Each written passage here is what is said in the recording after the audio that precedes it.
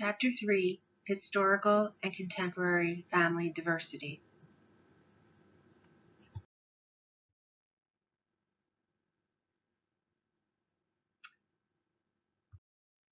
This chapter focuses on the evolution of American families.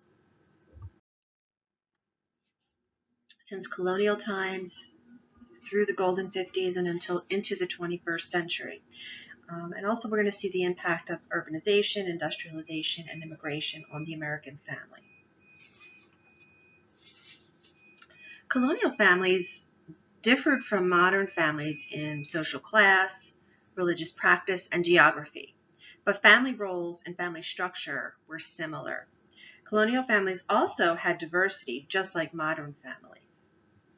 First, let's take a look at family structure. The nuclear family was the most prevalent family form. An elderly grandparent sometimes lived with or near the family, but few households were extended families for long periods. Apprenticeships also might leave a child living with a different family or living with the family. So we saw apprentice also might live with the family. Typical families had 6 or 7 children, but there were high infant mortality rates, resulting in small households and large age differences between children. The Puritans, who migrated to New England and founded Plymouth Colony in Massachusetts in 1620, were Protestants. They had strict moral and religious values. They believed the community had the right to intervene when families did not perform their duties properly. Few people survived outside families. Settlements were very small. Each family was considered a little commonwealth, performing a variety of functions. So some of these functions were a self-sufficient business function where all family members worked together to produce and exchange goods. Also, school and education was a function. Children were taught to read. Typically, they were taught to read from the Bible. So kind of incorporated religion as well. The vocational function that taught and prepared children for jobs through apprenticeships. Religion and the church function, families said daily prayers and formal worship together in the community. There also was a correction agent function. The courts sentenced nonviolent offenders and the idle people to be servants. Their welfare institution where they provide medical care and home for relatives who are orphaned, aging, sick, or homeless. Now, these functions change with industrialization. Colonial America also focused on preventing premarital sexual relations. And one way was was a term called bundling. And bundling was a courting custom in which fully dressed young men and women spent the night in bed together, separated usually by a wooden board, or they were stitched up into burlap bags. So it's considered proper for couples to court, and all in the homes in the colonial families, usually it was just one big room where household members shared the room. Despite this, though, premarital intercourse was still very common. A large number of colonial women were pregnant at the time of their marriage, and this sexual activity was typically among engaged and married couples. The Puritans did not believe in casual meetings and casual sex. Excuse me.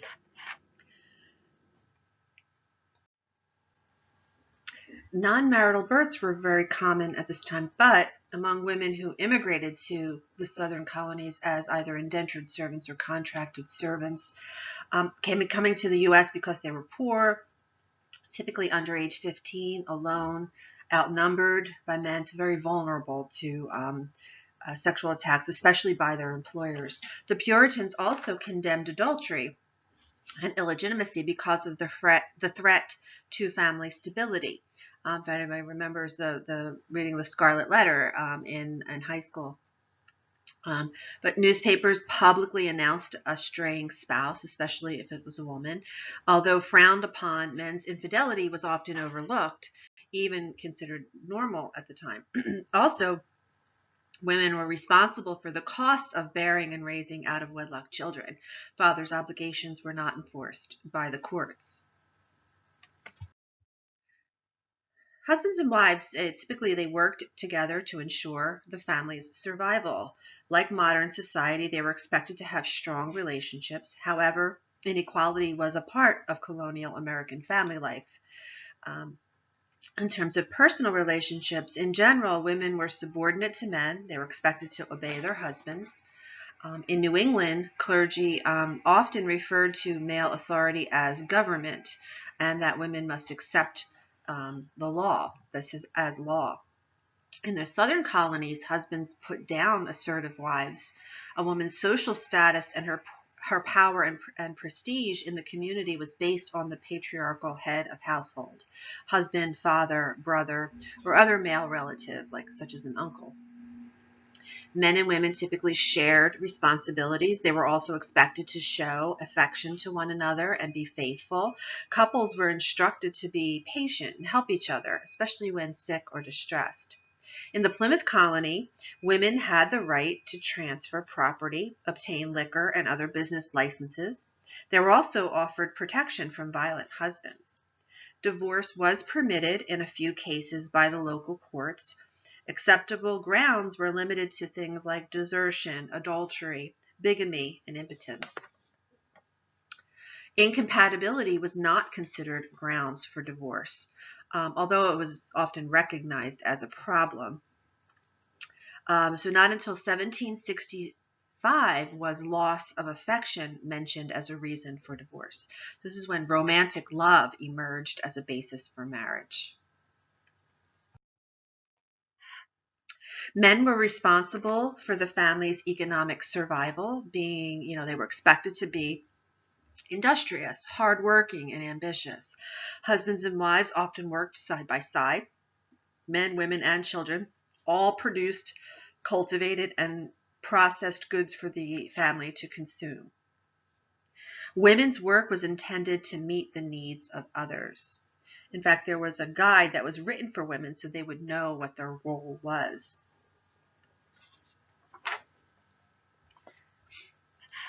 Men were expected to initiate economic activity, and women were expected to support their husbands and to be frugal.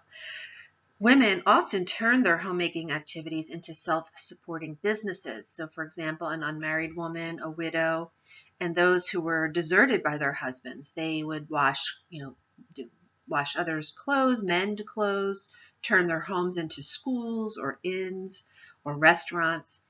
Selling homemade foods, becoming nurse midwives, and making potions, beauty potions. Widows often continued their husbands' businesses, advertising in local papers. They would make products like soap and cutlery and rope. They would coach making and printing, net making, for fishermen. Publishing, whaling was a big business. Horse shoeing and chocolate making. They would run their own stores if they inherited that, again, from their husbands, groceries, books, stores, hardware stores, and drugstores. In general, women's economic roles were severely constrained. They had little access to credit. They could not sue to collect debts. They were not allowed to own property and were rarely chosen as executors of wills. Life in colonial America was actually characterized by poor sanitation, crude housing, limited hygiene, and dangerous physical environments. So when we think about the lives of children, they were living under these types of conditions. Between 10 and 30% of all children died before their first birthday. Fewer than 2 out of 3 lived to see the age of 10. In New England colonies, children's lives were dominated by repression, religion, and respect. Puritans believed children were born with original sin, that they were stubborn, willful, selfish, and corrupt. Community members, parents, schools, churches, and neighbors worked to keep children in line. Puritan children were expected to be well-behaved, obedient, and docile. Basically, they were treated like small adults. Within 40 years of their arrival, many colonists worried about family decline. For example, parents were becoming less responsible, children were becoming less respectful of authority. Wealthy Southern families indulged their children. more so than the wealthy northern colonies. In less affluent families, child labor was universal. Even very young children worked hard as indentured servants or as slaves. And girls received little, if any, formal education because they were expected to become homemakers. Any girl who did get an education was often ridiculed. Boys were educated in the New England colonies, and girls could attend during off seasons when boys were needed in the fields or occupied with other affairs.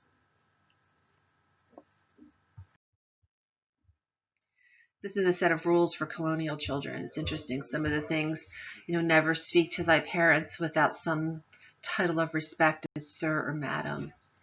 So it's interesting to read some of these if you want to take a moment, read through. It's also in your textbook. And these videos, actually the one on the top is, it's a video that's in web links showing life as a child in the 18th century. Regional and social class differences affected the experience of colonial families. Sociologist Bernard Farber identified 3 social classes in a study of Salem, Massachusetts families between 1790 and 1810. He identified very differing socialization patterns that supported the economic structure.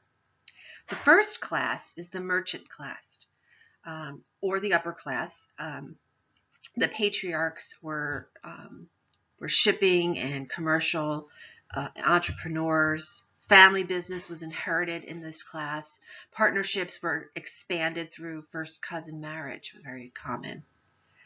The next class, the second class, was the artisan class or the middle class, where highly skilled occupations like apprenticeship systems and involved cooperation among relatives. Children were encouraged to find secure jobs with upward mobility. Then there was the laboring class or the working class, which was made up of migrants to the community who provided the unskilled labor needed by the merchant class. They had no voting privileges and little education. There were also regional differences. In northern colonies, people settled in villages, whereas in southern colonies, people settled on plantations and farms. They also had rigid stratification systems among, wealthy families. You had poor whites, the indentured servants, and then you had black slaves.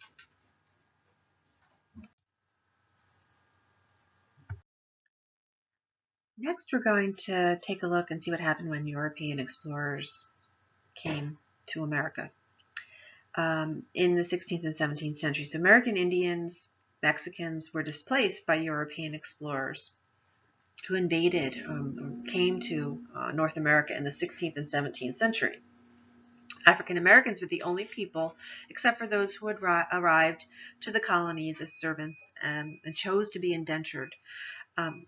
They were the only ones who came to America involuntarily as slaves. So the experiences of all 3, Native Americans, African Americans, and Mexican Americans, were all quite different. So first we'll talk about early American Indian families. It is believed that they migrated to North America over a 30,000 year period. When European settlers arrived, there were almost 18 million Indians living in North America who spoke approximately 300 languages. Today, tribes speak about 150 languages, and many are vanishing quickly. Native Americans were diverse racially, culturally, linguistically, and this is reflected in their kinship, family systems, and interpersonal relationships. So first we'll talk about family structure. There were some cases of polygyny, where men married to more than one woman, but for the most part, monogamy was the norm. So it varied from one Indian society to another. Polygyny was common in more than 20% of marriages in the Great Plains and Northwest Coast, while monogamy was the norm for the Hopi, Iroquois, and Huron nations. Some groups, like the Creek, allowed polygyny, but few men took more than one wife because only the best hunters could support more than one wife and all of the children. Approximately 25% of North American Indian tribes were what we call matrilineal. So we're talking about matrilineal and patrilineal. We're looking at the descent, the lineage in families. And so matrilineal is when families trace descent through the mother's line. Patrilineal is where you trace descent through the father's line. So women in early American Indian families would own houses, furnishings, the fields and gardens, they worked the tools and the livestock, and all property was passed on to female heirs. Historians say that Indian women were often better off than their white counterparts. They had power, they commanded respect in many bands and tribes.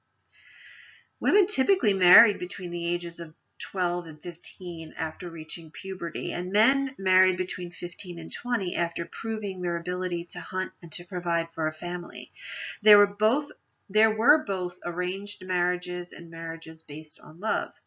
Family structures and customs varied. Among the Shoshone, there were no formal marriage ceremonies. Families exchanged gifts, no formal rules of residence.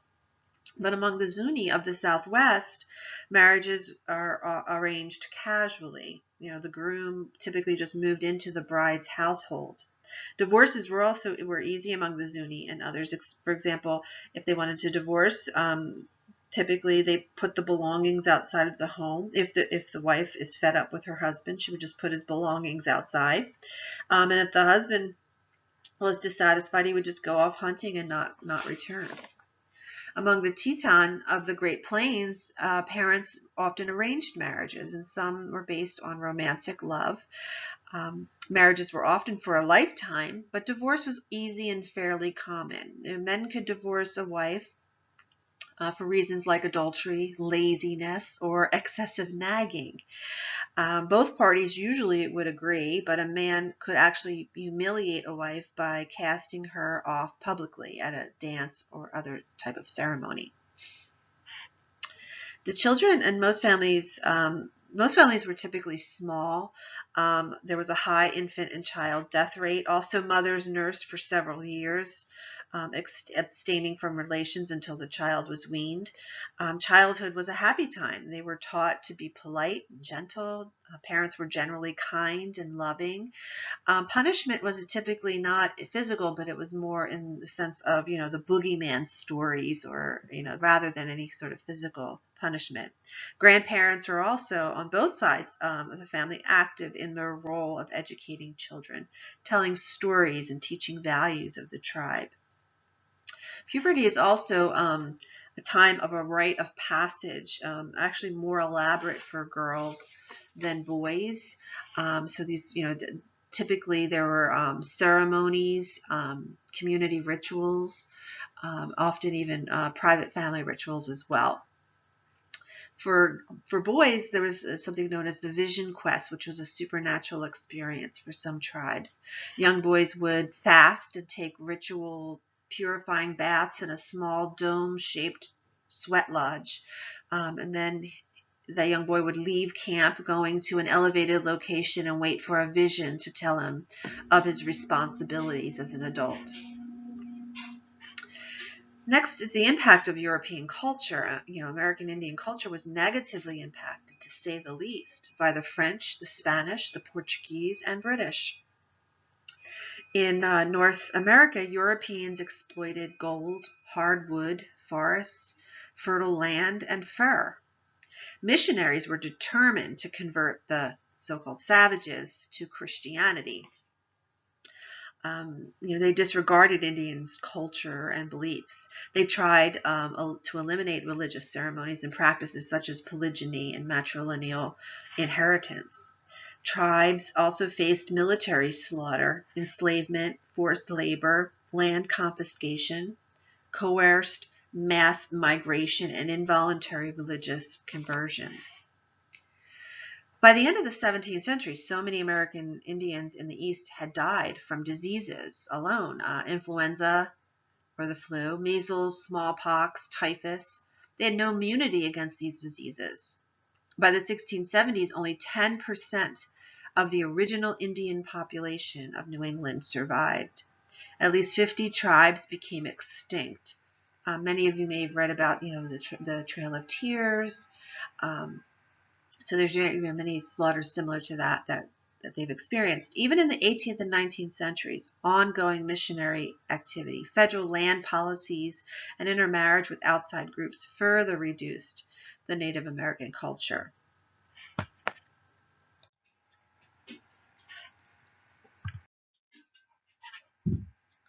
This is a depiction of Native American family, and historians say that Indian women were often better off than their white counterparts because Indian women wielded considerable power and commanded respect in the many bands and tribes, and it's very matriarchal in terms of power in Native American community. Next, we have African Americans in the early African American families. The first African Americans were brought over as indentured servants.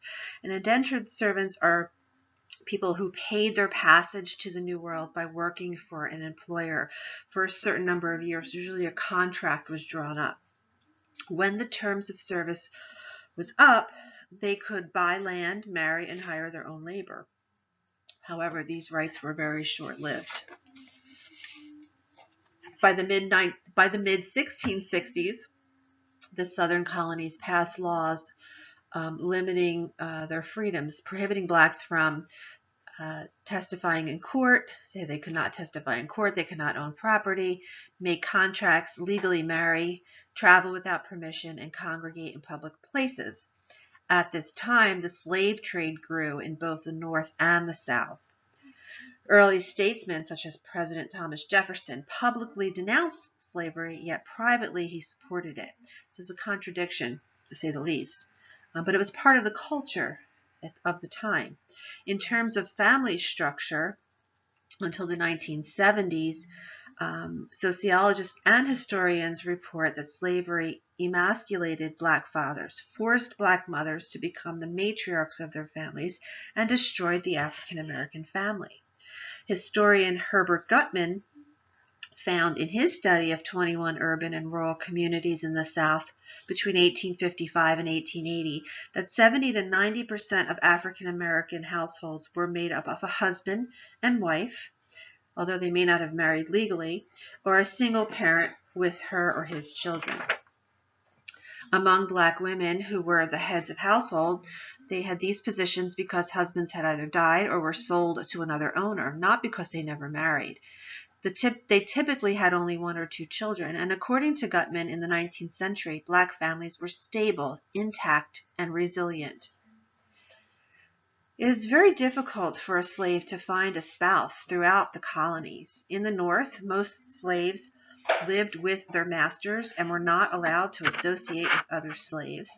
In the South, most slaves lived on plantations that had fewer than 10 slaves. Because plantations were very far apart, it was difficult for male and female slaves to find a mate of similar age. Also, overwork and high death rates meant that marriages did not last very long.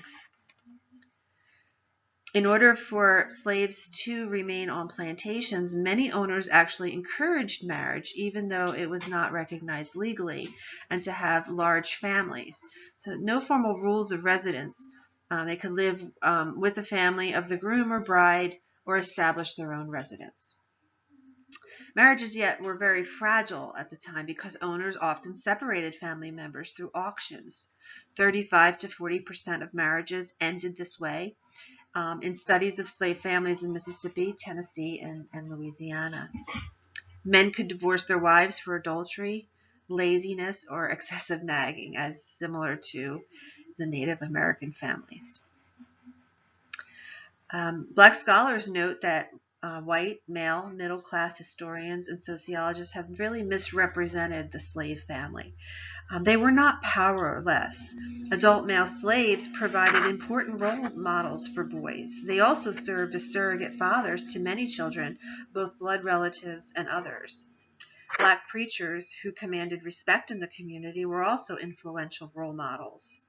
Men made shoes, they wove baskets, they made furniture, they cultivated gardens that were allotted to their families by their master. So these were like tiny garden plots that were given to them. Also, they trapped wild turkey, rabbit, because the nutritional intake was insufficient that their owners would provide for them. So they supplemented those inadequate diets. Historians describe African American women as survivors who resisted the slave system.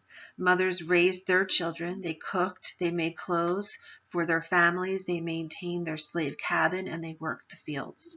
The African American woman was often both a mammy to the plantation owners' children and a mother to their own children. So there was a double day of domestic chores plus work outside the home. Um, Black women got little recognition for the grueling schedules that they kept, and they were likely subjected to physical punishment like beatings or whippings. In the South, children as young as 2 or 3 years old were put to work. They would fetch things, carry the train of their mistress, and masters gave slave children, they actually gave them to their own offspring as gifts. Only a few females worked in the master's home or the big house. Most females over age 10 years old worked in fields, 6 days a week from sunup to sundown. Mothers struggled to maintain family life. Domestic work was just as hard as field work. If you were working in the big house, sleeping on a floor near the mistress's bed, fetching wood and water, preparing meals, as well as being subjected to abuse that they had to endure by their masters. Injuries were very common. Severe punishment for minor infractions or violations or breaking of the rules. Although many Hollywood movies portray slaves as helpless, passive, and dependent, recent evidence has challenged these stereotypes. Archaeologists found evidence while excavating a Virginia plantation that some enslaved Africans were entrepreneurs, trading fish and game for children's toys, dishes, and other household items. Many slaves hid important personal possessions and items that were stolen from a plantation owners in an underground storage area. Instead of being meek or submissive, slaves used effective tactics such as negotiating with their masters over assigned tasks and breaking tools to slow the pace of their work. So after emancipation, slavery was abolished in 1863. Mothers set out to find their children that had been separated from them. Slaves formalized their marriages. Legal marriage was an important status symbol, and weddings celebrated this event. African families that were already disrupted by slavery were further weakened by migration to cities in the North in the late 1800s, according to some writers. However, many Black migrants tried to maintain contact with their families in the South, sending letters, sending cash, further trying to help with the gradual migration. Many Black migrants tried to maintain contact with their families in the South, sending letters, cash, further helping with that gradual migration of clans, even whole villages. Others returned home frequently for community celebrations or to help with planting and harvesting on the family farm. Many African American families remained resilient despite difficult conditions.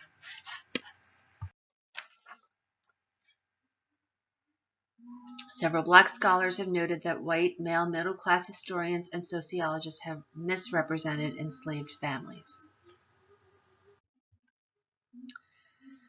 After 30 years of war and conflict, in 1848 the U.S. annexed territory in the west and southwest that was originally part of Mexico. The federal government confiscated land of most Mexican families even though the Treaty of Guadalupe Hidalgo guaranteed security of their property. Most Mexicans became laborers. The loss of their land, an important economic base, had long-term negative effects on Mexican American families. First, we have work and gender. Mexican laborers, no matter if they were born in the U.S. or migrated from Mexico, had a great influence on the prosperity of Southwest business. However, employers avoided hiring them for skilled jobs, so they would be hired to do the most undesirable, low-pay work. In the 1800s, men worked on the railroads or in mining, agriculture, ranching, or low-level urban jobs like dishwashing. Women worked as domestic help, cooks, live-in house servants, or laundresses. They worked in canning and packing houses and in agriculture. By the 1930s, the majority of workers working in the garment and manufacturing sweatshops were Mexican women. They were paid $5 a week, some as low as 50 cents a week, well below the $15 per week according to American labor codes. They got away with this because of, if the women protested, they lost their jobs. Illegal migrants were at risk of deportation, which was often threatened. Despite exploitation, Mexican families maintained traditional family structures, family roles, and child rearing patterns. Mexican society is characterized by familism, which is the cultural belief that family relationships take precedent over individual well-being. The nuclear family embraces extended family. Kin provide emotional and financial support. And Mexican culture also embraces the practice of compadrazgo and compadres. Parents or children, godparents, are close. The compadres were godparents who enlarged the family ties, usually close family friends who have that strong tie with the godchildren to participating in the various rites of passage, usually a baptism, confirmations, first communions, marriages. They also provide discipline and support. They expect obedience and respect and love from their godchildren, and they provide love and affection to help their children financially, even if necessary. The traditional family predominated among Mexican Americans. Women defined their roles as homemakers and mothers. They maintained family traditions, even though many mothers worked out of necessity. They maintained culture, folklore, songs, baptisms, weddings, celebrating birthdays, and saints' days. Men were head of the family, and they had all authority. Masculinity is expressed in the form of machismo, stressing male dominance, assertiveness, pride, and sexual prowess. Children, early documents show that diaries, letters, and other writings indicate that in middle and upper class families, children were socialized according to gender. Boys had much more freedom. Girls were restricted in their social relationships outside of the home. Boys did some domestic chores, and girls were expected to learn to be a good wife and mother. The European influence. Mexican Americans had to endure a great deal at the hands of European frontiersmen, land speculators, and politicians, although they suffered less physical and cultural destruction than American Indians. By the mid-1800s, as Mexican Americans were faced with widespread exploitation, European immigrant families were faced with industrialization. Here we have an early Mexican American society. This is characterized by familism, that is, the family relationships take precedence over individual well-being. From about 1820 to 1930, the lives of many U.S. families changed, and this was a result of two immigration waves from Europe. More than 10 million immigrated here from England, Ireland, Scandinavia, and Germany. That was the first wave from about 1830 to 1882. The second wave from 1882 to 1930 is mainly from Russia, Greece, Italy, Austria, Hungary, and Slavic. Also, industrialization shifted production from home manufacturing to the factory.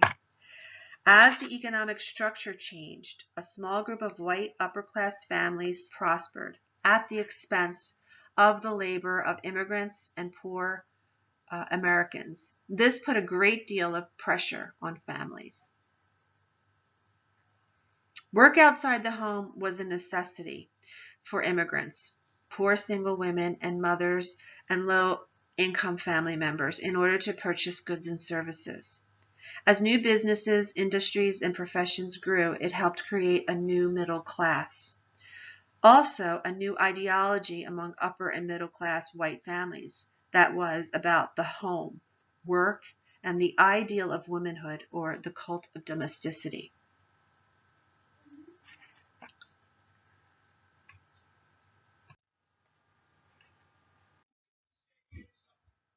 This debut of the cult of domesticity, this ideology that glorified women's roles within the home, defined the work world as male and the home as female. Women were viewed as not being suited for public life, which was considered rough, and it exposed people to temptations. So these attitudes resulted in two separate spheres among most middle and upper classes in the early 1800s. So the first sphere, the male sphere, as breadwinner, men as breadwinners. Work was totally separate from the household. Family life revolved around men's struggle to make a living. And sphere two was women's sphere, or women as a housewife, and she kept the house and made it comfortable for her man to come home to. She also raised and nurtured the children. Between 1820 to 1860, true womanhood became what was desired. Women were judged to be good if they displayed the following virtues, and this was everywhere, in magazines, in preachers' sermons, and even in physicians' textbooks. Piety was the first virtue. Women were typically more religious and spiritual than men. Purity. True women were pure in heart, mind, and body, and without sexual purity, they were not worthy of a man's love. Submission. True women were expected to be gentle, passive, obedient, childlike, weak, dependent, and protected. She should stifle her own talents and devote herself to her husband's genius. And the last is domesticity. This was the most prized virtue. Housework was considered morally uplifting. And around this time, we see romantic love becoming the basis for marriage. Lower socioeconomic women were not seen as true women because they worked outside the home, like men. Low socioeconomic status children often dropped out of school to work and help support the family. During this time, couples had more freedom in choosing their partners based on compatibility and attraction. So that is where we see this love starting to become the basis for marriage. The more private households became, spouses turned to each other for affection and happiness. Ties with the larger community became more fragile. Control over children began to erode or lessen, especially for fathers. They had less say over their children's choices. Many children left home to escape the authority of strict fathers. They took up new opportunities for non-agricultural work and filled labor shortages in the city. Children began to be viewed as children and not as little adults. They began to play more and work less. Adolescence became a stage to prolong that transition into adulthood. Children were viewed as individuals, given names different from parents. Birthdays were celebrated. There was also a decline in physical punishment. More books were starting to be published for and about children. Among the working classes and the poor, however, child labor was still widespread in these homes. Children were critical in family survival.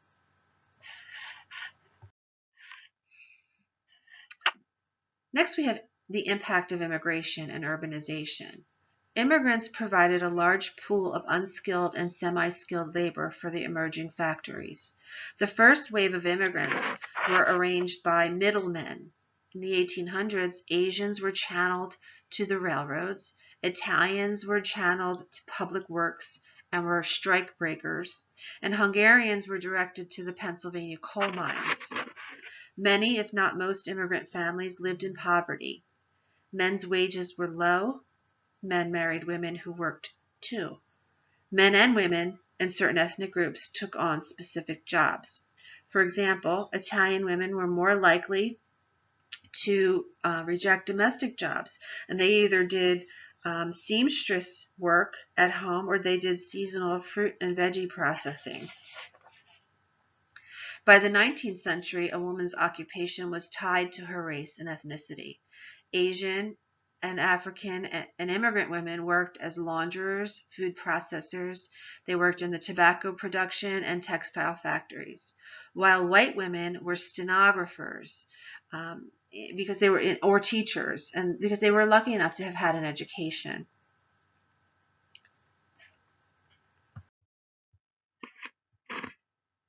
By 1890, 360 of the 369 industries listed by the Census Bureau employed women. Industry leaders would hire greenhorns and eager women fresh off the boat who worked for low wages or sometimes not paid at all. By the late 1800s, young Irish girls left home at age 11 to work as servants. In manufacturing, jobs were sex segregated. Women worked in basements under horrible conditions, while the men worked upstairs under better conditions, and they were often paid more. Housing was a big problem. Immigrants lacked decent housing located in densely populated cities. A large number of families crowded together in tenement houses. They had to have things, hang things outside for space. So that's why you see a lot of pictures in these densely populated cities like New York, where clothing is hung outside to dry between buildings.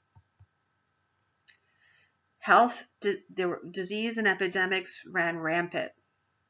Cholera killed 20% of residents in a crowded immigrant neighborhood in New York.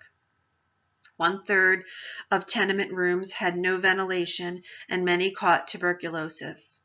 Many died of TB and pneumonia because of exposure to lint, dust, and machine fumes. Family conflict was also common. Living in a strange, new place, often hostile environment, many suffered from the consequences of poverty, crime, delinquency, and the breakdown of marital family relations. Also, living in close living quarters with relatives put an added strain on relationships. Most European immigrants met with great prejudice, discrimination, and economic exploitation, just like American Indian, Mexicans, and African Americans. This inequality was created and reinforced by high-ranking, highly respected, and influential people. Despite what they encountered, most immigrant families overcame obstacles. They worked low-status, low-wage jobs and encouraged children to move up the social ladder. The modern family emerges. We have the rise of the companionate family, the Great Depression, and World War II. The Great Depression of the 1930s, World War II, the baby boom of the 1950s, and the increasing political and economic unrest of the 60s all influenced the American family. Now, some say the modern family emerged around 1830, while others believe it emerged at the beginning of the 20th century with the rise of the companionate family. 1830 is when courtship became more open, marriage became based on affection, and parents centered their attention on children. To 1929 to 1939, we see the rise of the companionate family. So this started in 1900 up through 1930. And then we see it really develop after 1930. Ernest Burgess and Harvey Locke called these families that were built on mutual affection, sexual attraction, compatibility, and personal happiness between husband and wives the companionate family. These were married couples in the white middle class at the turn of the 20th century, and it also included their children. Affection between parents and children was more intimate and open, and adolescents had greater freedoms. Yet this new freedom brought criticism. Magazines wrote about young people rejecting manners, being defiant, wearing defiant clothing and hairstyles, having lewd pastimes like smoking and going out on school nights. Many of the same complaints people have often today about adolescents. The Great Depression is documented from around 1929 to 1939. After the stock market crashed on October 29, 1929, the Great Depression of the 1930s began. Massive layoffs, millions of people out of work by 1932. Banks failed. Families lost all their savings. Hunger became very common, where we see bread lines at food distribution charities. Families had a range of experiences with urban and rural residents, social class, race, and gender roles. The Grapes of Wrath was a very common book, and the story of the Dust Bowl. Many of you may have read that. With regard to urban and rural residents, people who farmed land owned by others could not pay their rent, so they left and they moved to the cities for work. Desertion and suicide was common. Men left families in search of work. Women were more likely to find jobs, low-paid domestic help. They sent this pay home to pay for necessities like clothes and food. And they made great sacrifices so that their children could eat. With regards to social class, the working class bore the brunt of the Great Depression. More than a half of all married women, poor southern states of South Carolina, Mississippi, Louisiana, Georgia, and Alabama, were employed in low-paid domestic service or factory jobs. For working class mothers who found jobs, older children, especially girls, cared for younger siblings. So many of them dropped out of school. Boys were expected to work after school or drop out to help family. The working class adolescent did not share carefree time that the middle class did. Some working class children were part of what they called a transient army, going from town to town looking for work. Blue-collar jobs declined in the male-dominated sector, while white-collar clerical jobs increased, and the women took these. White middle-class women's wages helped their families maintain a standard of living, even during the Depression. Upper middle-class families did even better. They made minor sacrifices and continued to go on vacations and buy new cars. By decreasing domestic help, cutting back on entertainment and country club memberships. African Americans suffered even more than whites during the Depression. By 1932, black unemployment was twice as high as the national average. Many whites successfully demanded employers replace blacks with whites in unskilled occupations, as garbage collectors, elevator operators, waiters, bellhops, and street cleaners. Some government jobs set an official quota of only 10% black. And even those that were able to keep their jobs faced hardships. For example, in a study of Harlem, wages for skilled black workers dropped 50%. So they were forced to either take the cut or lose their job. Gender roles were affected by the Great Depression. Husbands and fathers often lost their status within the family if he lost his job. His authority was based on his occupation and his role as provider. So they became depressed, they drank more, became abusive, and spent a great deal of time looking for work. Becoming physically and emotionally distant results in loss of power in the family. Children's respect decreases and adolescents become rebellious.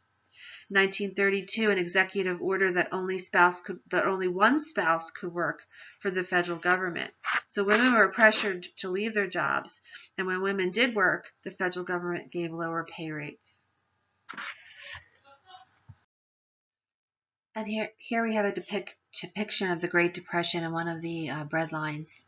During the Great Depression, millions of families experienced dire poverty. Though many desperate families lived on farms, in urban centers such as New York City, the unemployed waited in these long bread lines to receive free food from the government. If you can see the sign on the window, it says free soup.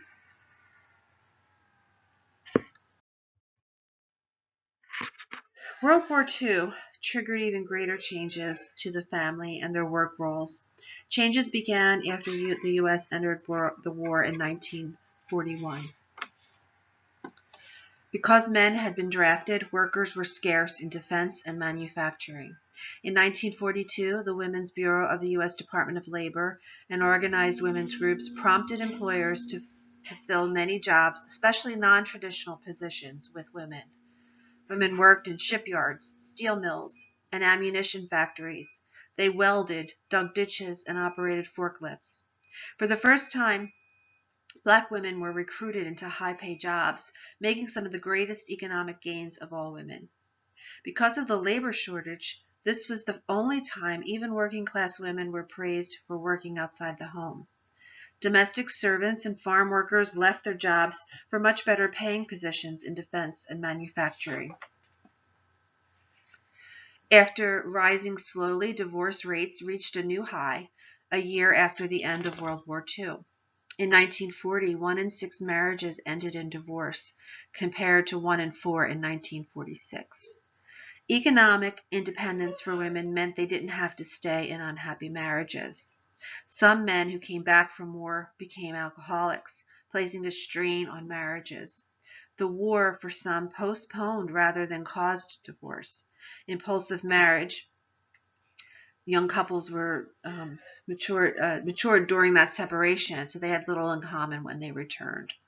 Also, when fathers returned, children had a difficult time because they barely knew one another. And there's also, again, the difference that happened to many Japanese Americans. There were internment camps that they were forced to move to. And then we also had families that were creating their own gardens to grow their own food. They were called victory gardens. We're seeing something similar happen today, not because of war necessarily, but maybe unless they're refer to the pandemic. People are starting to grow their own vegetables and fruits, and those are known as victory gardens. And here we have the example of the after Pearl Harbor, when that was bombed, families with Japanese heritage had to move to internment camps. Most lost their jobs and property. There have been reparations made to many Japanese American families since then. Next, we have the golden 50s and the transformative 60s. Middle class becomes absorbed in their families. After World War II, family roles changed because of returning vets needed their jobs. So women were no longer welcome in the workforce. So let's see what happens, and let's look at these characteristics of the 1950s. When it comes to gender roles, pop culture encouraged women to devote their lives to being good wives and nurturing mothers. Shows like I Love Lucy and Ozzie and Harriet were very popular. And the post-World War II period produced the generation known as the baby boomers. So families' plans that had been disrupted by the war were actually renewed, producing this baby boom. These were people born between 1946 and 1964. So it's during this years, the 1946 and 64, when birth rates surged. Women continued to enter the job market, but many middle-class families sought a more traditional family life, which the husband worked and the woman looked after the house and the children. In the 1950s, nearly two-thirds of those who had lived in cities moved to the suburbs, and this reflected both structural and attitudinal changes in American society. People could get low-interest mortgages, and veterans were given incentives to purchase homes by putting a down payment of $1 down. So the demand for housing increased. By 1960, 60% of Americans owned their own homes, and there was such a demand between 1945 and 1960. 15 million homes were built. Highway construction resulted and car ownership increased so people could drive. Families wanted more room and escape from the city and the noise, dirt and crowding. Greater space means more privacy for both parents and children.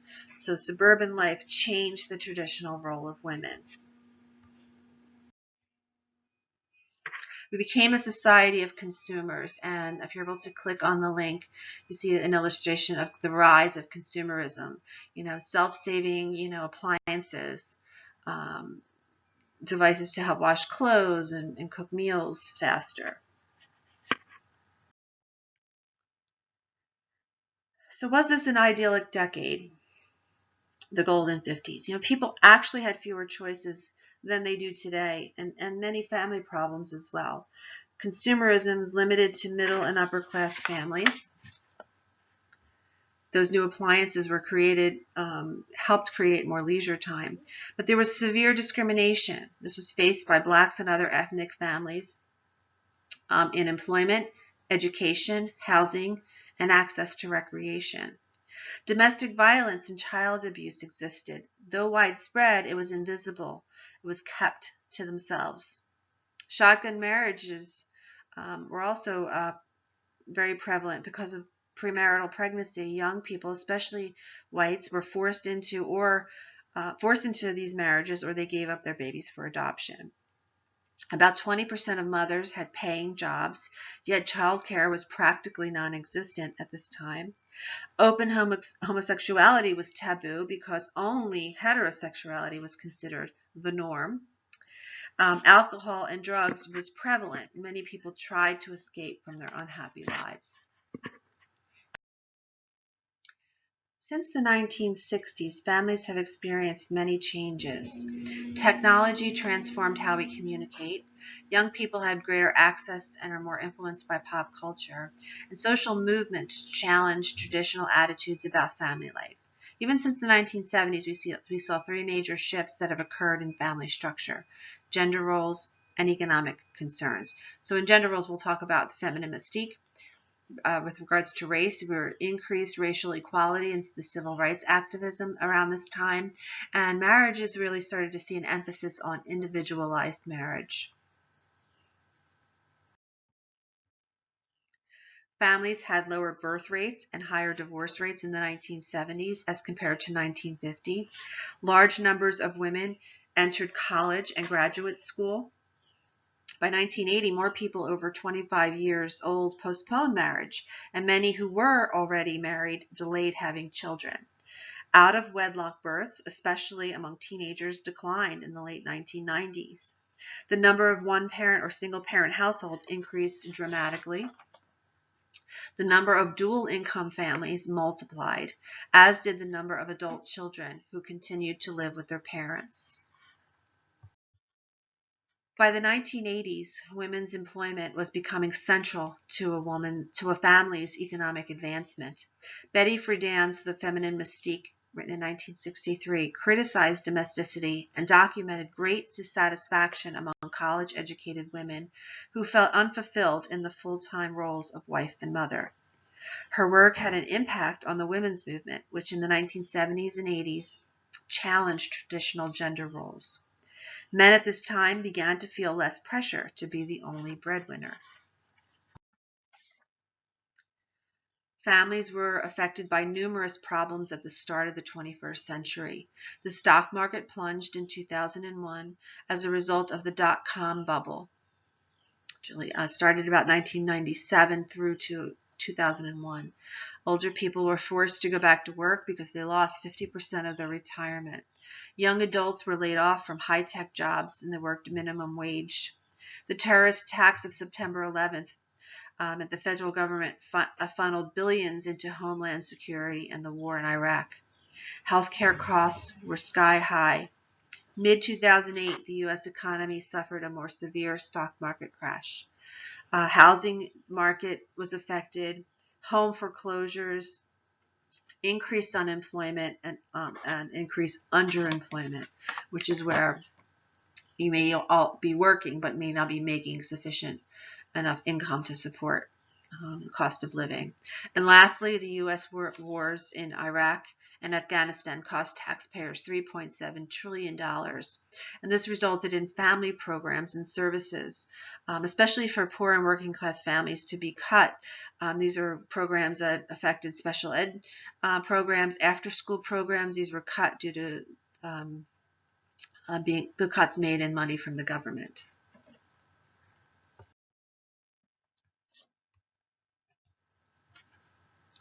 The next topic in this chapter we're going to discuss is the increasing diversity of U.S. families, contemporary families.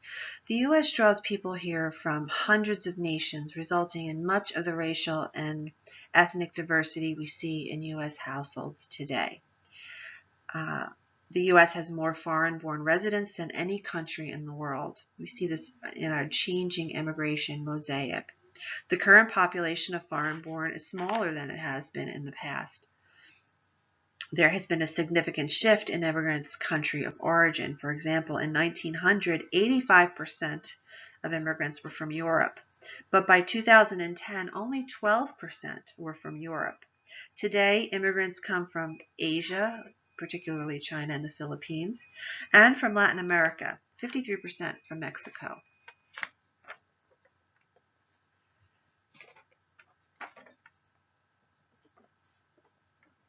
More than 1 million immigrants are admitted into the U.S. every year. One major change is the increase in the number of undocumented immigrants, also known as unauthorized or illegal immigrants.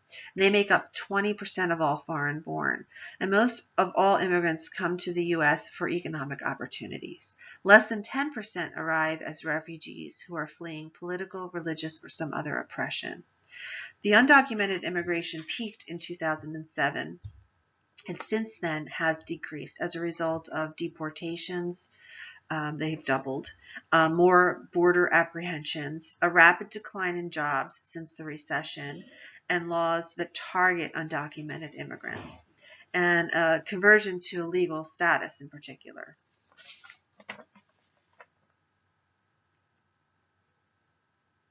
When we speak of minority groups, we want to talk about the relations between racial ethnic groups, or what we call intergroup relations. Social scientists are usually speaking and referring to minority group members as Latinos, African Americans, Asian Americans, Middle Eastern, and American Indian, or Native Americans.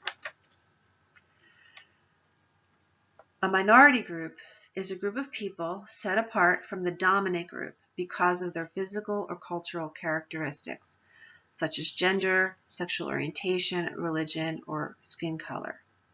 So the minority group is not necessarily a numerical, mathematical interpretation. It's a group set apart for more social reasons. The dominant group is any physically or culturally distinct group that has the most economic and political power, the greatest privileges, and the highest social status. Minority groups, in fact, may outnumber whites in a country or a state, but they usually have less power, privilege, and social status. So that's what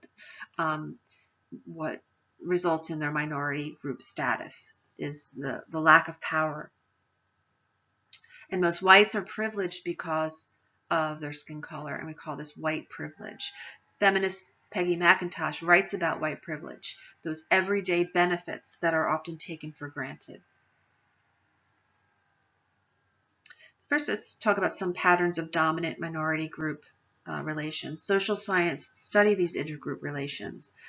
The most extreme forms of intergroup relations have been called expulsion, genocide, and segregation. For example, American Indians were expelled from their tribal lands. The Holocaust is an example of a genocide by Jews by Hitler in Nazi Germany. Also Rwanda and other examples like that. African Americans were controlled by the dominant groups through segregation, or the physical separation of groups in their place of residence, education, place of work, use of public facilities, and even social functions. Now we're going to talk about the other more common forms of these intergroup relations. With assimilation, this is when the individual or ethnic group members conform to the dominant group, abandoning their own group identity. This would include intermarriage. We express this as a formula. If we say A, B, and C are the various ethnic groups, and we can write it out as a formula: A plus B plus C equals A being that dominant group. Pluralism represents an ideal here in the U.S. It's an ideal where groups maintain aspects of their own culture while living in the dominant culture. And so we would express this as A plus B plus C equals A plus B plus C. Acculturation is an adaptation of the dominant culture. Language, values, beliefs, roles, but it does not include intermarriage. Now, two of the most important characteristics that differentiate minority groups from a dominant group are race and ethnicity. As we mentioned, the U.S. has more foreign-born residents than any country in the world. The current proportion of foreign-born U.S. residents is smaller than it has been in the past. And here we see this illustrated in this pie chart. If you look at 1900, 85% came from Europe. In 2015, only 11% came from Europe. Now we see 31% from Asia and a little more than half from Latin America. We have more than 1 million immigrants that are admitted every year. The undocumented immigrants make up 4% of the U.S. population and 5% of its labor force. Most immigrants come to the U.S. for these economic opportunities. So a minority group, as I mentioned, is a group of people set apart from the dominant group because of physical or cultural characteristics, such as gender. As we've defined, a minority group is a group of As I said, a minority group is a group of people set apart from the dominant group because of physical or cultural characteristics such as gender, sexual orientation, religion, or skin color. And a dominant group is any physically or culturally distinct group that has the most economic and political power, the greatest privileges, and the highest social status. Assimilation is the conformity of ethnic group members to the dominant group's culture. Pluralism is them maintaining aspects of immigrants' original cultures while living peacefully within the host culture.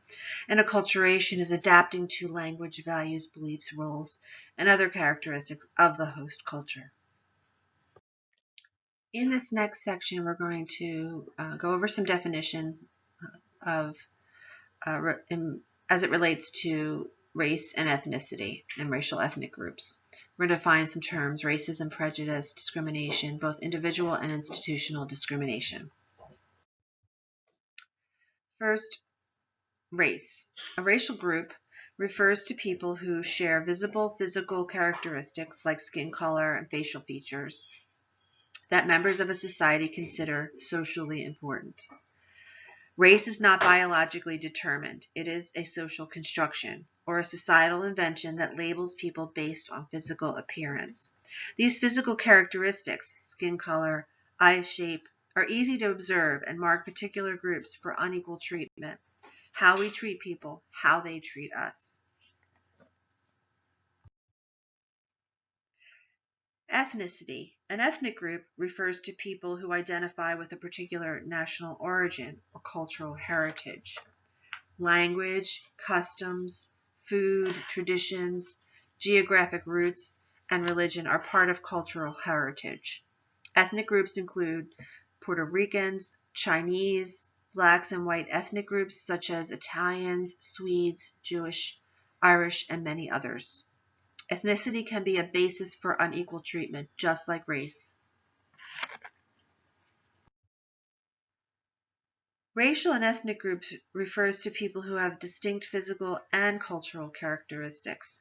The terms race and ethnicity are often used interchangeably, but race refers to the physical characteristics and ethnicity refers to the cultural characteristics.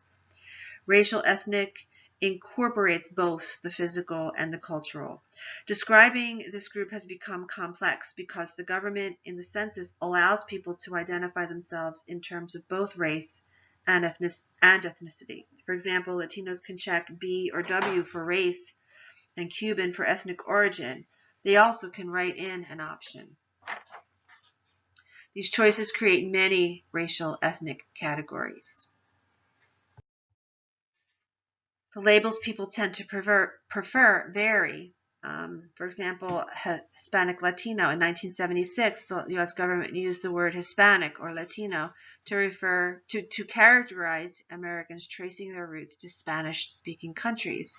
However, 51% identify most often by family, country, or place of origin, like Mexico or Cuba. 24% identify as Hispanic or Latino, but 21% use American. 40% among those born in the U.S. Hispanic is preferred in the Northeast and Florida, Latino more popular in the West and Southwest. Some organizations like the Pew Hispanic Center use Hispanic and Latino interchangeably. With regards to Black, over time the labels for Blacks have changed from hurtful racial names to colored, Negro, and Afro-American. Most people today use Black, Brown, African American interchangeably, including African American scholars. When it comes to Native American or American Indian, they vary in their usage. Most prefer their tribal identities like Cherokee, Apache, etc. Then they're being lumped into one specific category. So we're seeing more and more as in the census identifying with a particular tribe. There also have been disputes over whether someone is full-blooded, mixed blood, and belongs to a particular tribe. This video I shared in our live online session, but if you have not had a chance to see it, you can either try to click on the link in the original PowerPoint, or if it's not there, you can check out the link I posted in e-learning, the Blackboard in e-learning. Look on the left-hand side of the Blackboard and click on web links, and it should be there labeled as I am not a label. Next, I want to again define some additional terms and really distinguish between some of these terms. These three harm everyone: racism, prejudice, and discrimination. However, they most negatively affect racial ethnics. Racism is the belief that one's own racial group is superior to others. This way of thinking preserves the social, economic, and political interests of dominant groups. The difference between prejudice and discrimination is that prejudice is an attitude and discrimination is a behavior. Prejudice is an attitude that prejudges people in a negative way, usually who are different in race, ethnicity, religion, or some characteristic. All people can be prejudiced, but minorities rather than whites are usually the targets. Prejudice is not as harmful as discrimination, but it may lead to it. Discrimination is a behavior that treats people unequally or unfairly because of their group membership. It could be as minor as not inviting someone to lunch, to denying a person a job, to a hate crime. That's the most extreme. Individual discrimination is a harmful action on a one-to-one basis by a member of a dominant group against someone of a minority group. Institutional discrimination is when minority group members experience unequal treatment and opportunities as a result of the everyday operations of a society's laws, rules, practices, and customs. It's also known as systemic discrimination. This kind of discrimination is widespread. Next, we'll examine racial ethnic families across variables such as gender roles or parent-child relations. There's some census data, the percentages of the U.S. population by race and ethnicity from 2011 and projected into 2050. We see the decline in the white population, but we see the growth in Latino, Asian, and a slight increase in African American. Here's where U.S. children live, and we'll be referencing this table as I go into our description of the various families. The yellow portion of each bar are two-parent families, to point out that Black families are the least likely to be in two-parent families and most likely to be in single-mother families. Asian Americans are the most likely to be in two-parent families.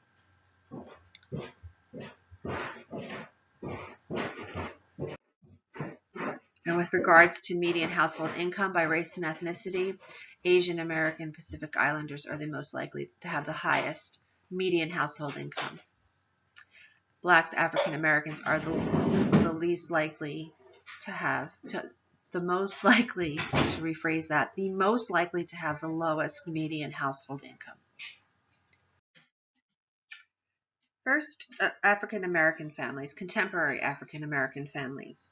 They're the second largest minority group in 2011, but expected to grow much less than any of the other groups. They are a diverse group of 44 million. More than 3 million were from Africa, the Caribbean, and Central or South America. They speak different languages and vary widely on their customs, cuisines, and religious practices. There is no such thing as the African American family. And like other U.S. families, they vary in terms of family structure, kinship, gender roles, parent-child relationships, and health. Up until 1980, married couple families were the norm. Since then, however, black children have been more likely than other racial ethnic children to grow up with one parent, typically the mother. The shift is a result of a number of socioeconomic conditions: postponement of marriage, high divorce and separation rates, male unemployment, and out of wedlock births. Female-headed households have been and are often stable over time. Male can often support them emotionally and financially, so brother, sons, uncles, grandfathers. In terms of gender roles, often stereotyped as matriarchal, but African American families exhibit the egalitarian family type. Both men and women share equal authority. Black men typically had a mother who worked, and many wives are employed, so they tend to help out more than their white counterparts. However, housework is not divided equally. Women do most of the traditional chores, such as cooking, cleaning, and laundry. Instability in black marriages often is a result of wives expecting men to do more of the traditional female chores. African American parents are an important part of their children's development. Many black fathers stay involved because their own fathers may have been absent. Because of racism experienced by blacks on an everyday basis, many African American parents, regardless of social class, engage in what's called racial socialization. This is when parents teach children to overcome race-related barriers and experiences and to take pride in their ancestry. Race awareness occurs at age 2 to 3 years old. So black parents discuss race with their children. They discuss overcoming discrimination and succeeding in a racially stratified society. Colorism is also something that black parents face, and this is when someone receives more privileges or disadvantages, even within the same racial or ethnic group, because of the lightness or darkness of one's skin. Skin color varies across all groups, but blacks are more likely to have many skin tones, and researchers have documented the prejudice and discrimination as a result of colorism. In terms of well-being, social class has an effect, even education as well, on health and education. The higher the socioeconomic status, the more likely a person is to afford health insurance, high-quality medical care, and to engage in healthier lifestyles. Economic reasons are responsible for lower quality health care, and African Americans are among the poorest Americans. Although more than 30% of black families have annual incomes of $50,000 a year or more, the median family income is the lowest, as we saw on that table of the racial ethnic groups. We also find differences in disease or conditions across all social classes. The number diagnosed with asthma grew by more than 4 million from 2001 to 2009. White women are most likely to get breast cancer, but black women are most likely to die from it. So we ask the question, are they diagnosed later? Do the doctors, are they not as aggressive with their treatments? So that would need to be researched. Both black men and women are much more likely to die of heart disease and stroke. Black infants are 1.5 to 3 times more likely to die than infants of other races or ethnicities. Black women have higher maternal death rates than any other group. And financially speaking, more than 2/3 of African Americans have no financial assets like stocks and bonds. Blacks are Blacks also inherit less wealth than do white families. Discrimination accounts for a third of the national black-white wage gap.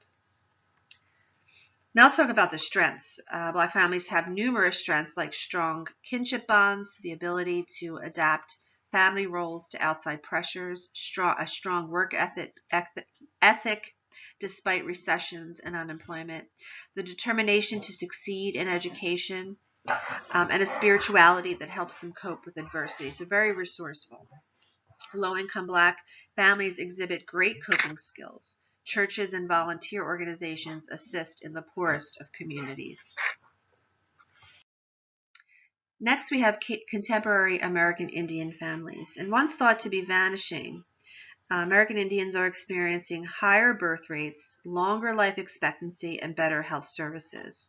American Indian and Alaska Natives make up only 1.6% of the U.S. population, but they are expected to increase to almost 9 million by 2050. They are a heterogeneous group. Of the 565 federally recognized tribes, 8 have more than 100,000 members. The Cherokee is the largest, next is the Navajo. Tribes speak about 150 native languages and vary widely in religious beliefs and cultural practices. In 2011, of the 558,000 American Indian Alaska Native families, 57% were married couples, 32% were mother-only, and 11% were father-only.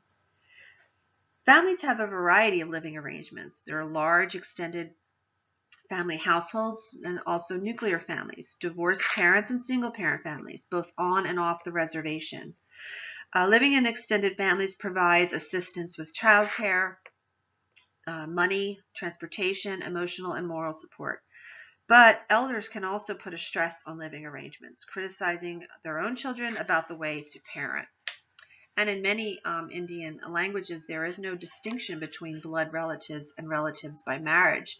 Some include aunts, uncles as intimate family members. Father's brother could be called father, and nieces and nephews called son. So there's very integrated in their family relationships. Gender roles are practically non-existent in American Indian families, except for the study of 28 off-reservation Navajo families. Mothers spent more time cleaning, doing food-related work, and childcare responsibilities. Fathers' involvement was high compared to other cultural groups, and wives reported higher levels of commitment, cohesion, and communication. Both husbands and wives felt equally competent to solve family problems and coping with everyday issues. Children are important, and parents spend time and effort in making items for them to play with or use for activities and ceremonies. Adults teach children to show respect for authority. Mothers teach and transmit their culture, heritage, and to their children. Some American Indian parents feel that they are losing control over their children's behavior. They're hanging out with friends, drinking, but some researchers see a relationship between American Indians' adolescents' risk-taking behavior and the fragile family connections. There's a high, also, not only drinking, but use of drugs, dropping out of school, and extremely high suicide rates compared to the nation as a whole. When it comes to elders and grandparents, they're very important to the child's care, upbringing, and development. They contribute to a family's cohesiveness and stability. Children are taught to respect their elders because old age is viewed as a badge of honor. Elders have traditionally played a central role in a family's decision-making. Elders serve as mentors and serve as advisors, reinforcing cultural norms, values, and roles. Elders also deal with stresses such as poverty and poor health, lacking access to services both on the reservation and in urban areas. In terms of well-being, motor vehicle deaths are very high, 3 times higher for men than women, 2 times as high among American Indians and Alaskan Natives. Suicide is the second leading cause of death. There are both related. These are both related to increased alcohol use for both adults and youth. Tribal leaders fear that one reason for high alcoholism rates and suicide rates is due to the erosion of American Indian culture. Children living in urban neighborhoods experience difficulty maintaining a cultural identity and often feel like outsiders in both American Indian and white cultures. And although many are better off today, long-term institutional discrimination has created difficulties.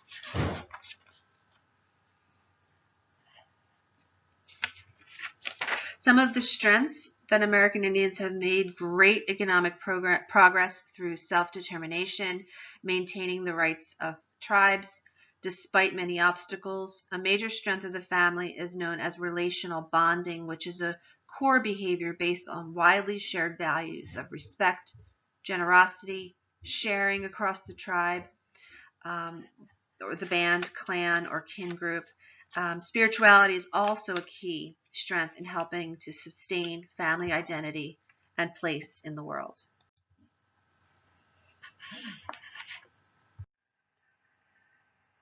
Next, we have contemporary Latino families. Latinos are the largest and fastest growing racial ethnic group. Some trace their roots to the early Spanish and Mexican settlers before the arrival of the first English settlers on the East Coast. They established cities in the Southwest.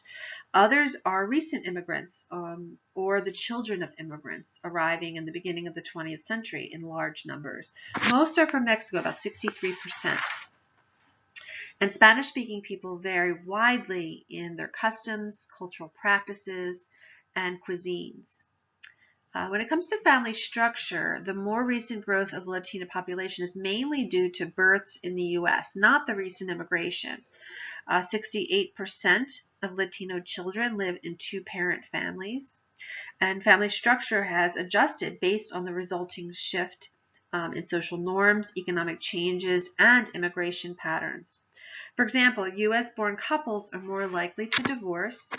There are more out-of-wedlock births, especially among teens, and children may also live with relatives than only with their parents because of new immigration, needing sponsorship before becoming self-sufficient, and they move in with families that are already here. Gender roles vary depending on, number one, how long the family has lived in the U.S., two, whether the mother or wife works outside of the home, and three, the extent of the family's acculturation in the U.S. society. Gender roles often change in response to job opportunities, new family policies, and as people approach retirement. Latino men typically suffer the stereotype of machismo, emphasizing dominance and aggression and womanizing. There is a positive side that's often overlooked with regards to machismo, and that's that there's courage and honor and respect for authority, tradition and family, dignity, close family ties. Men raised with the traditional conceptions of masculinity feel honor and pride in being breadwinners and family protectors.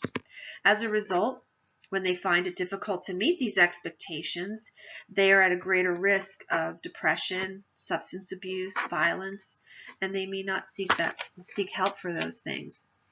Despite the machismo stereotype, many Latino men help with domestic work and childcare.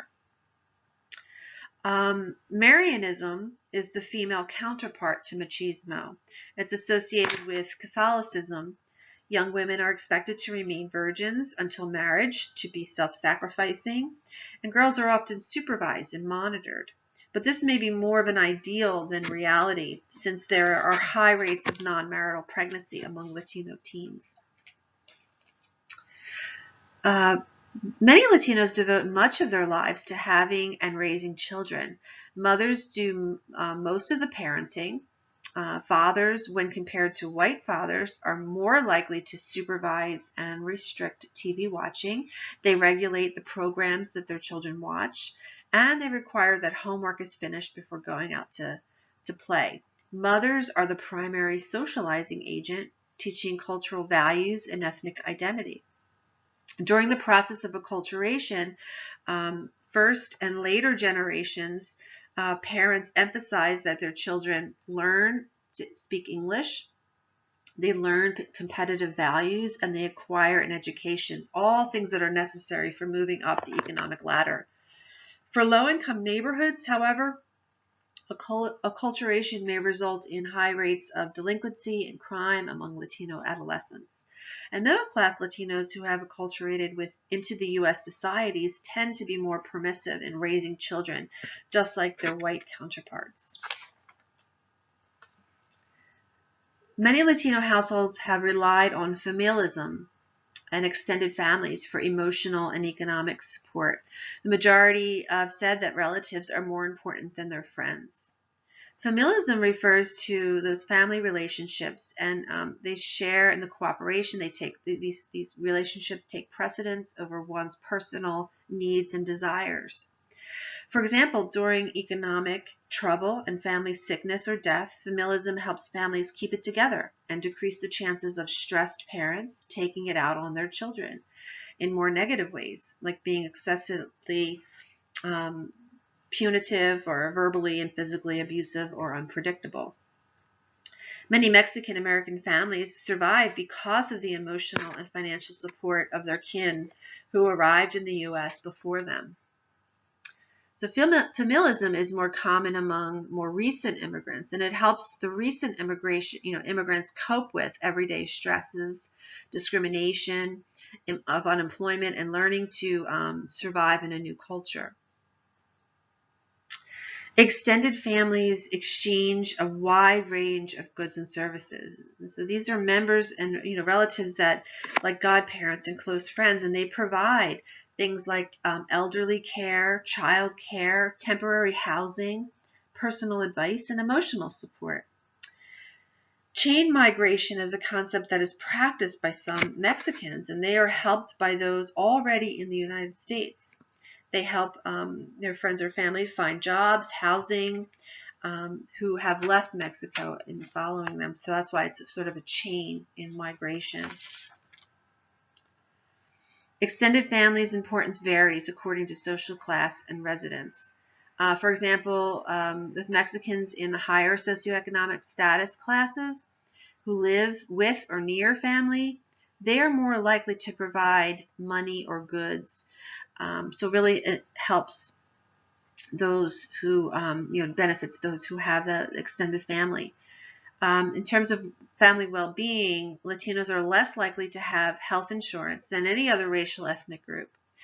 They can't afford private insurance, and they work in jobs that offer no insurance. They may or may not be eligible for government health programs too. However, they have higher life expectancy than some of the other groups we talked about. They are less likely to experience high blood pressure, which in turn increases the risk for heart disease and strokes. And they are less likely to binge drink and die from illegal drugs and prescription abuse. So having that familialism really helps, having that extended family help. So the strengths of the Latino family, that many are resilient and adaptive despite the economic vulnerability and discrimination. About 75% believe that most people can get ahead if they worked hard enough. About 70% of new immigrants say that religion is important in their lives. And Latinos are also much less likely to get large monetary gifts or inheritance. In fact, they are more likely to give than receive financial support, and often send what are known as remittances to their family in their home country. That is money that they make here working in the U.S. and they send it home to their family in the homeland.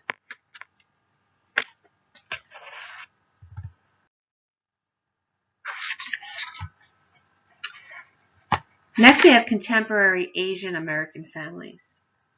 Comprising 6% of the U.S. population, the more than 18 million Asian Americans encompass a broad cultural group.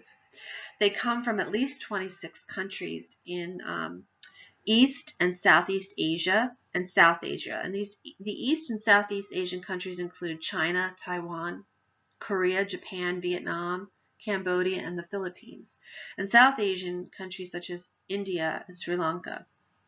There are at least 19 Asian languages spoken in the United States. This diversity means there are differences in language and dialects, religion, foods, and customs.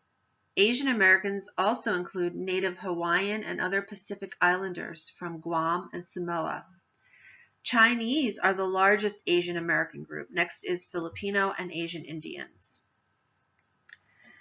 With regards to family structure, it varies widely depending on country of origin, the time of arrival, past and current immigrant policies, whether families are immigrants or refugees, and parents' original socioeconomic status.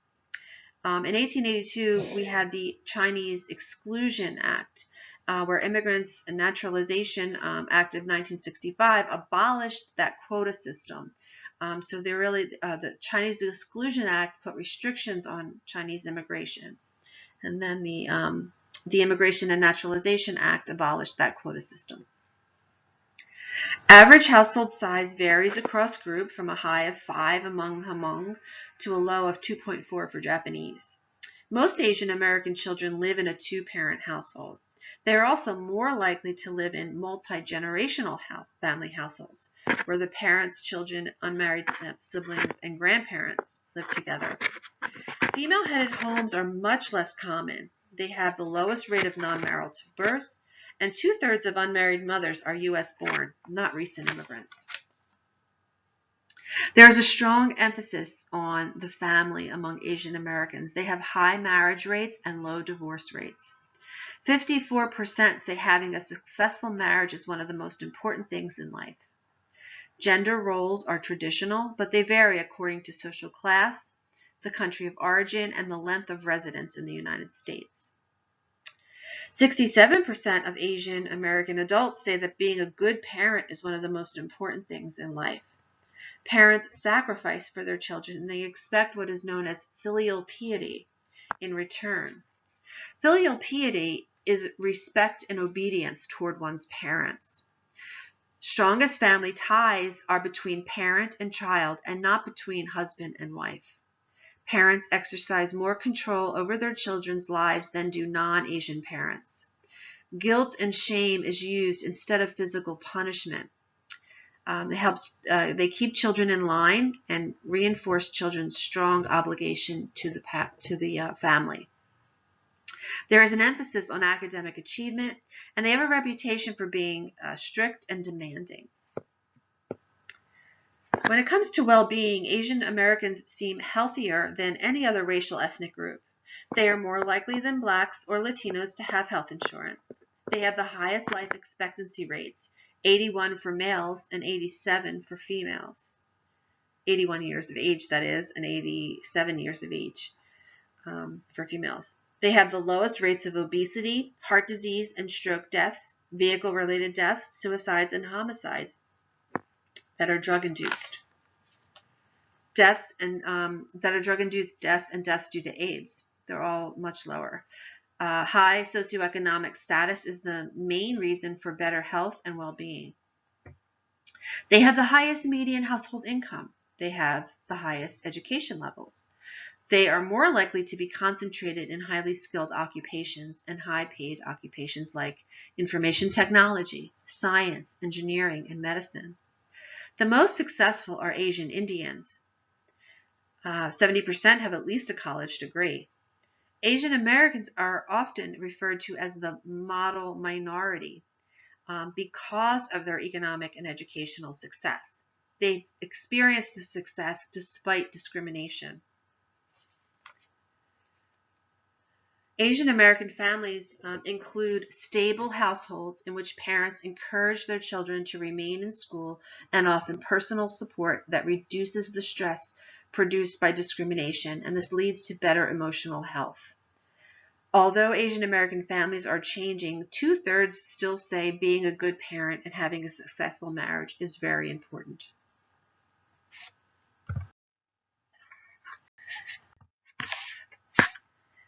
Next, we have Middle Eastern families, and this includes about 30 countries: Turkey, Israel, Iran, Afghanistan, and Pakistan. More than 3% speak Middle Eastern languages such as Armenian, Arabic, Hebrew, Persian, and Urdu. And of the 57 million who speak a language other than English at home, speak these other languages. Most Middle Eastern Americans are of Arab descent. Middle Eastern families are multicultural, multiracial, and multi-ethnic. When it comes to family structure, the average household size varies from a high of 4.3 among the Yemeni to a low of 2.7 among Lebanese, the size of the average U.S. household. Arab American women born in the U.S. have low fertility rates. They have just under 2 children per lifetime, lower than the average U.S. woman. Women postpone childbearing and have fewer children in order for them to pursue college and professional degrees, and they have high employment rates. Most Middle Eastern children live with both parents. Although divorce rates for the U.S. born are increasing, the percent is much lower than average because they frown on divorce. Single parenthood is not considered normal unless in the death of a spouse. Nuclear families are the norm, but extended families are important. Households composed of parents and children maintain close contact with their relatives. The family is the center of everything for most Middle Easterners. Shame against the family should be avoided. Age and wisdom are honored. Friends are treated with courtesy, but not viewed as highly as the family. Close reciprocal ties between husbands and wives are valued. Marriage is a family affair, and gender role expectations are usually clearly defined.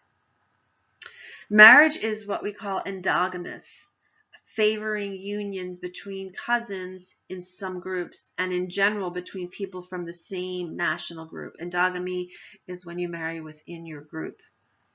So marriage is considered a sacred ceremony and central to the family, usually a contract between two families. Rarely is it based on the Western idea of a romantic love. Marriages are often arranged or semi-arranged in that children can turn down the parents' choice of a mate.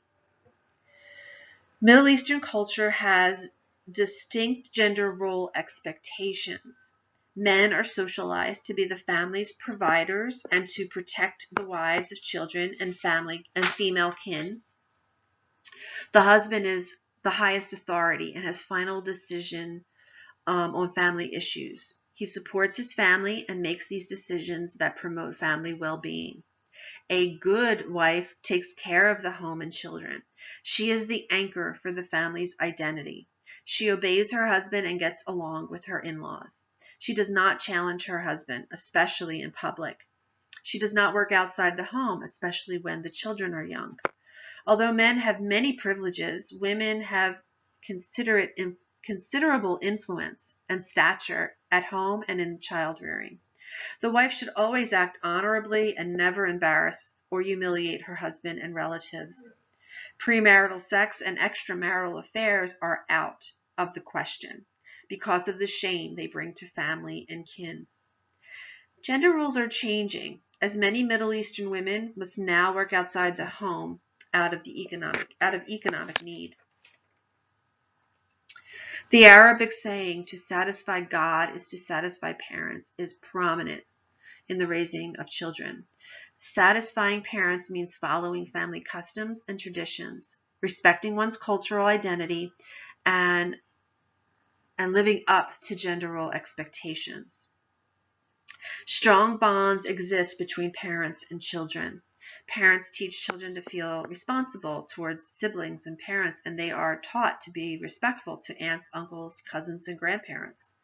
Parents also reinforce ethnic identity by encouraging children to associate with peers from their own culture. There is often a double standard in dating and curfews among many Middle Eastern families. Girls are guarded because husbands want a virgin bride, and boys are expected to marry within their ethnic group, but they have freedom to date both inside and outside of their group.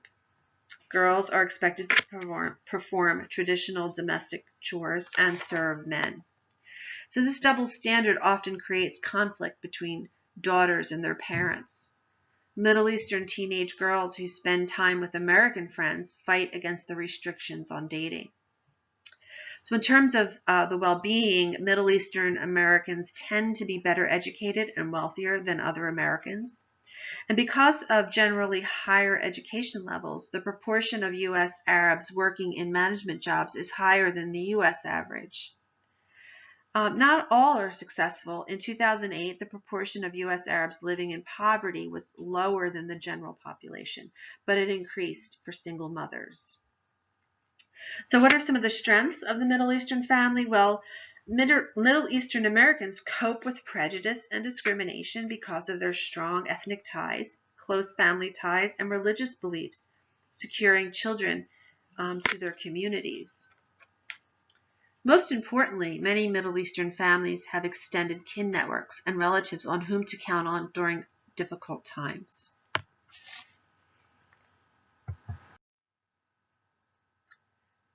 So for each of these family groups, you'll see a table to illustrate the different countries of origin.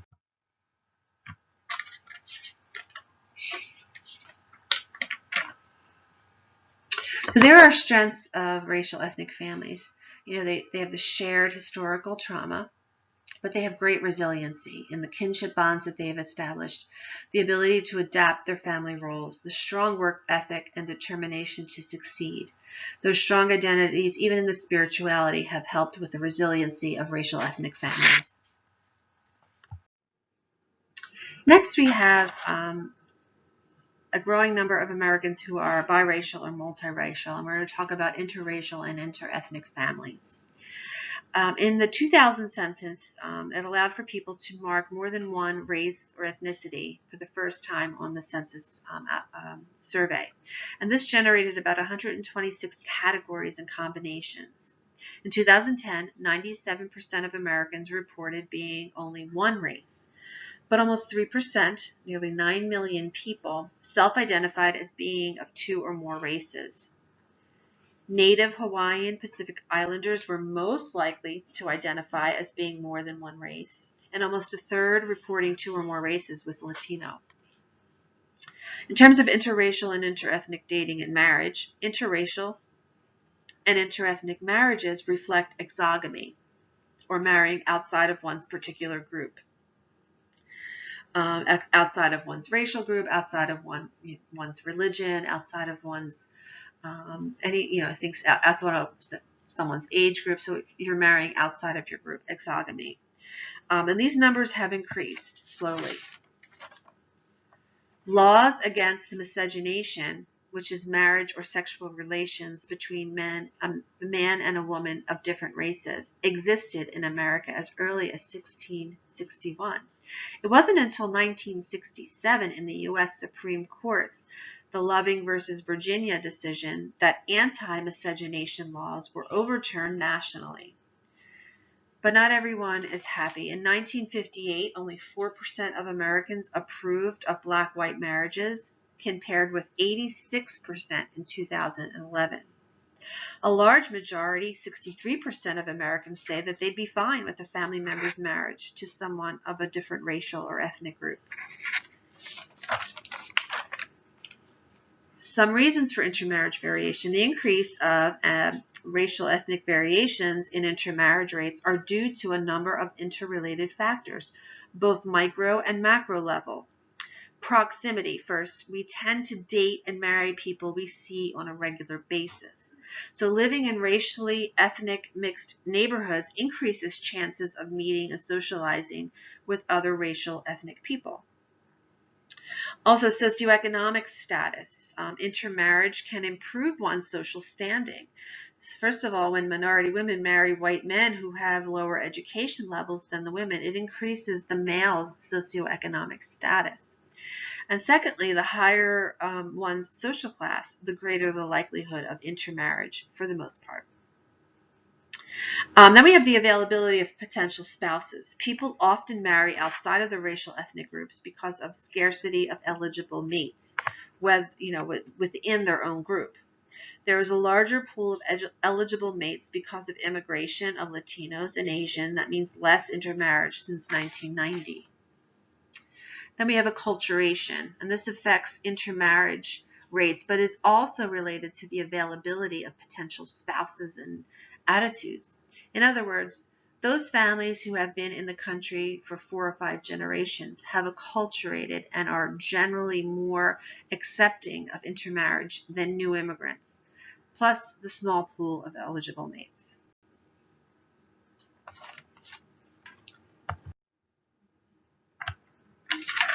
So here we have a table representing the percentage of Americans who identify themselves as being more than one race in the 2010 census. You see the high rates that we just talked about of American, Indian, or Alaska Native, and the Native, Hawaiian, or other Pacific Islander.